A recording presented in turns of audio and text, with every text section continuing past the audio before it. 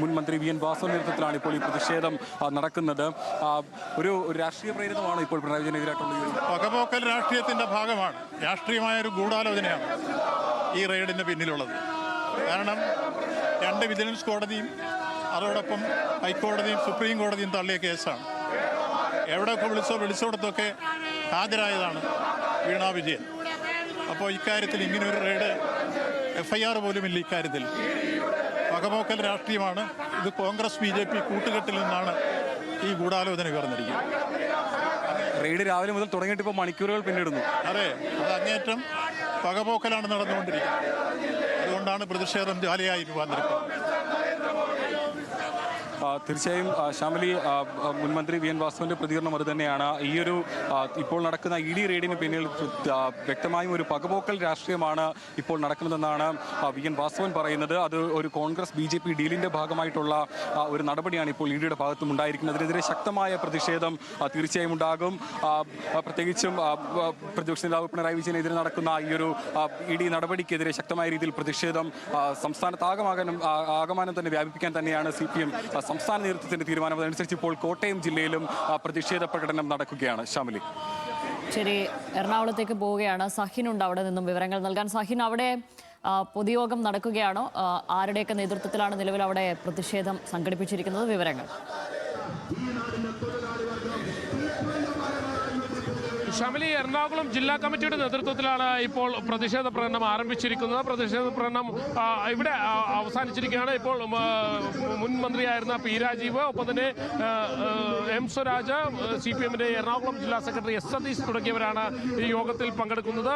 നിരവധി ആളുകൾ ഈ പ്രകടനത്തിൽ പങ്കെടുക്കാൻ എത്തിയിരുന്നു. നേരത്തെ ED ഓഫീസിലേക്കായിരുന്നു മാർച്ച് നടത്താൻ തീരുമാനിച്ചിരുന്നത്. എറണാകുളത്ത് നേരത്തെ നമുക്കറിയാവുന്നതുപോലെ തന്നെ എൻഫോഴ്സ്മെന്റ് ഡയറക്ടറേറ്റിന്റെ പരിശോധന 3 ഇടങ്ങളിലാണ് നടക്കുന്നത്. ഒന്ന് KMRL-മായി ബന്ധപ്പെട്ടുകൊണ്ട് ശശിധരൻ കർത്തയുടെ വീട്ടിലാണ്. മറ്റൊന്ന് KMRL-ന്റെ ഓഫീസിലാണ്.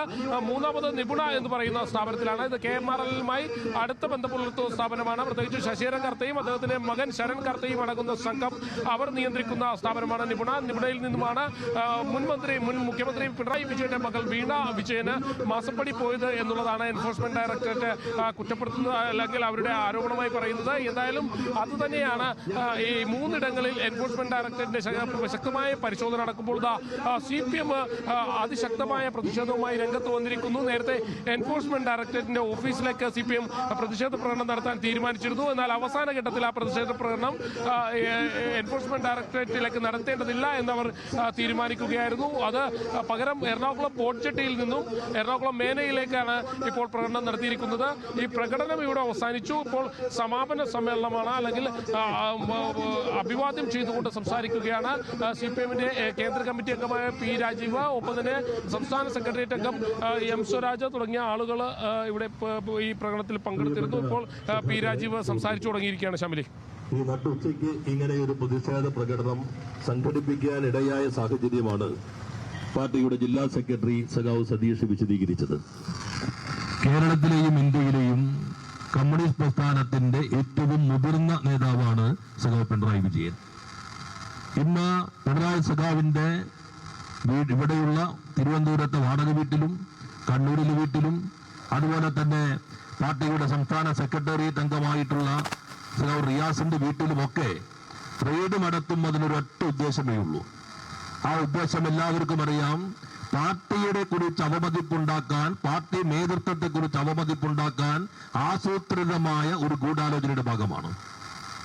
കഴിഞ്ഞ ദിവസമാണ് കേരളത്തിന്റെ മുഖ്യമന്ത്രി ഡൽഹിയിൽ പോയി പ്രധാനമന്ത്രിയെ കണ്ടത്. കേരളത്തിനകത്ത് കോൺഗ്രസിന്റെ നേതാവ് വരുമ്പോൾ എപ്പോഴും ചോദിക്കുന്ന ഒരു ചോദ്യമുണ്ട്. ആ ചോദ്യം, എന്തുകൊണ്ട് പിണറായിയെ ED ചോദ്യം ചെയ്യുമില്ല? എന്തുകൊണ്ട് പിണറായിയെ ED ജയിലിലടയ്ക്കുമില്ല? ഈ ചോദ്യമാണ് രാഹുൽ ഗാന്ധി കേരളത്തിൽ വരുമ്പോ ലോക്സഭാ തെരഞ്ഞെടുപ്പിന്റെ ഘട്ടത്തിലും നിയമസഭാ തെരഞ്ഞെടുപ്പിന്റെ ഘട്ടത്തിലും ഉയർത്തിയത്. അദ്ദേഹത്തിന്റെ സഹോദരി കേരളത്തിന്റെ നിന്നുള്ള പാർലമെന്റ് അംഗം കൂടിയായ പ്രിയങ്ക ഗാന്ധി ഈ ചോദ്യം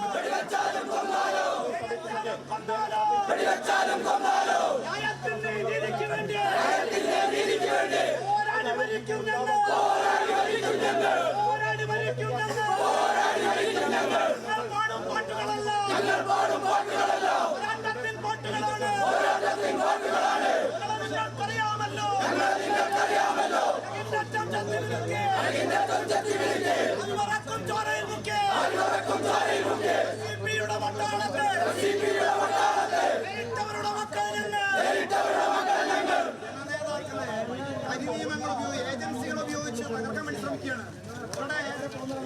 ഇലക്ട്രൽ ബോണ്ട് വഴി കോടിക്കണക്കിന് രൂപ വാങ്ങി ഈ തെരഞ്ഞെടുപ്പിന്റെ അകത്ത് വലിയ കള്ളപ്രചരണം നടത്തി അധികാരത്തിൽ വന്നതാണ് VD സതീശൻ. RSS തമ്മിലുള്ള ഡീലാണ്. ഇതിന് മറുപടി പറയേണ്ടത് മുസ്ലിം ലീഗ് ഉൾപ്പെടെ ഇസ്ലാമിക ആളുകളാണ്. ഇപ്പോഴത്തെ ശരിയാണ്. ആര് തമ്മിലാണ് ഡീല്?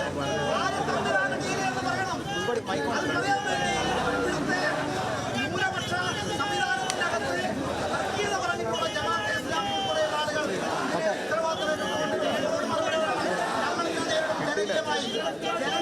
നിലകൊണ്ടിട്ടുള്ള മന്ത്രിമാരാണ്, ജനങ്ങൾക്ക് വേണ്ടി പ്രവർത്തിക്കുന്ന മന്ത്രിമാരാണ്, ജനനേതാക്കളാണ്. അവരെ കള്ളക്കേസ് കൊടുക്കുകയാണ്. എന്താണ് ഇതിന്റെ ആധാരം? എന്താണ് ഇതിന്റെ എവിഡൻസ്?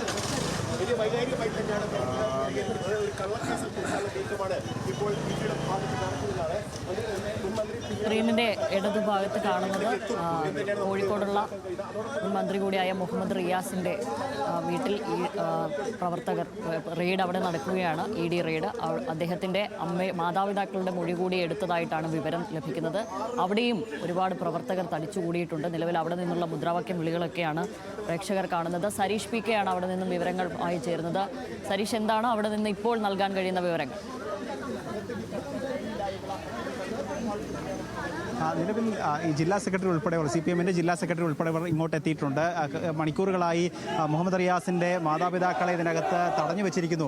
അതുകൊണ്ട് തന്നെ അവരെ വിട്ടയക്കണം, അവരെ കൂടിക്കാഴ്ച നടത്തണം എന്നൊരാവശ്യമാണ് ഇപ്പോൾ ജില്ലാ സെക്രട്ടറി ഉൾപ്പെടെയുള്ളവർ പോലീസിനോട് പറഞ്ഞത്. പക്ഷേ പോലീസിന് ഇവർ പറയുന്നത് കയറ്റിവിടാനാവില്ല എന്നുള്ളതാണ്. കാരണം CRPF-നാണ് ഇതിന്റെ സുരക്ഷാ ചുമതല. അതുകൊണ്ട് തന്നെ അകത്തേക്ക് കയറ്റിവിടാൻ സാധിക്കില്ല.